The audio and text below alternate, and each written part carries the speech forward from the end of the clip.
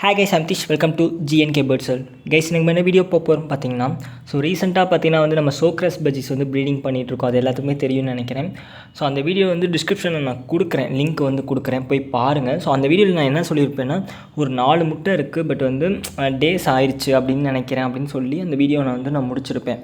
ஆனால் அடுத்த ஒரு வாரம் கழிச்சு நான் வீட்டுக்கு போய் பார்க்கும்போது பார்த்தீங்கன்னா, இப்போ நீங்கள் இந்த இமேஜ் பார்க்குறீங்களே, இந்த ஃபோட்டோவில் பார்க்குற சிக்கை தான் நான் ஃபஸ்ட்டு பார்த்தேன்.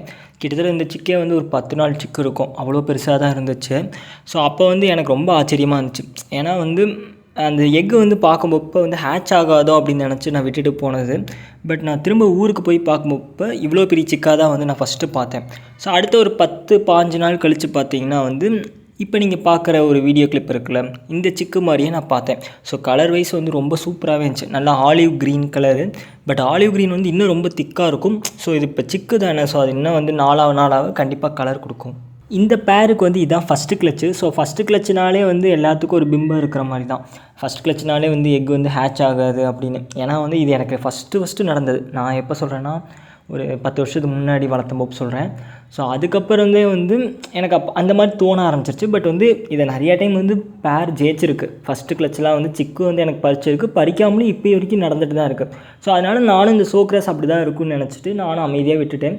பட் இப்போ பார்த்திங்கன்னா எனக்கு அந்த சிக்கே கிடச்சிருக்கு. அது 4 முட்டை வச்சு ஒரு சிக்கு கிடச்சது எனக்கு ஓகே தான், ஃபஸ்ட்டு கிளச்சு. அதனால் ஓகே. இப்போ வெய்யக்காலம் சம்மர் சீசன். அதனால் பார்த்திங்கன்னா நானும் அமைதியாக விட்டுருக்கேன். கொஞ்சம் நாள் ஆகட்டும், அதுக்கப்புறம் திரும்ப ப்ரீடிங் பண்ணிக்கலாம் அப்படின்னு தான் வச்சுருக்கேன். இந்த வீடியோ மூலிமா நான் சொல்கிற ஒரே விஷயம் என்னென்னு பார்த்தீங்கன்னா, என்கிட்ட நிறைய பேர் கேட்குறது, ப்ரோ இந்த மாதிரி எக்கு வச்சு கொஞ்சம் ரொம்ப நாள் ஆகுது, ஆனால் ஹேட்ச் ஆகலை, நான் என்ன பண்ணிட்டோம், எக்கை கம்முன்னு நான் தூக்கி போட்டு டிஸ்போஸ் பண்ணிட்டு திரும்ப பானையை மாட்டி விட்டோம் அப்படிலாம் நிறைய பேர் கேட்பாங்க. நானும் சில பேர்த்துக்கு எத்தனை நாள் என்ன ஏது எல்லாத்தையும் கேட்டுட்டு அதுக்கப்புறம் ஒரு விஷயம் சொல்லுவேன். சில பேர்லாம் பார்த்தீங்கன்னா, ப்ரோ நீங்கள் சொன்ன மாதிரி 20 நாள் நான் வெயிட் பண்ணி பார்த்தேன், 20 நாள் கழிச்சு எனக்கு ஹேட்ச் ஆகலை, அதனால் எல்லா முட்டையும் தூக்கி போட்டு திரும்ப ஃபஸ்ட்லேருந்து பானையை மாட்டி விட்டா அப்படிலாம் கூட கேட்பாங்க. நான் இன்னும் கொஞ்சம் வெயிட் பண்ணி பாருங்கன்னு சொன்னால் சில பேர் அதுக்கு நிறைய ரீசனும் சொல்லுவாங்க. என்னையை பொறுத்த வரைக்கும் கண்டிப்பாக வெயிட் பண்ணுங்கள். நான் ஆனால் நிறைய வீடியோவில் சொன்னது எப்படின்னா 18 நாள்லேருந்து 23 நாள் வரைக்கும் அப்படின்னு நான் சொல்லியிருப்பேன்.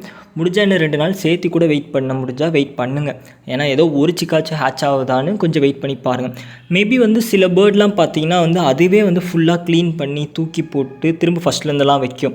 அந்த மாதிரி பேர்ட்லாம் இருந்தால் உங்களுக்கு ரொம்பவே சூப்பராக இருக்கும். சில பேர்ட்லாம் பார்த்தீங்கன்னா அந்த பழைய எக்லேயே திரும்ப வச்சுக்கிட்டே இருக்கும். இதெல்லாம் நம்ம நிறைய வீடியோவில் பேசியிருக்கோம். கண்டிப்பாக இன்னும் நம்ம பேசலாம்.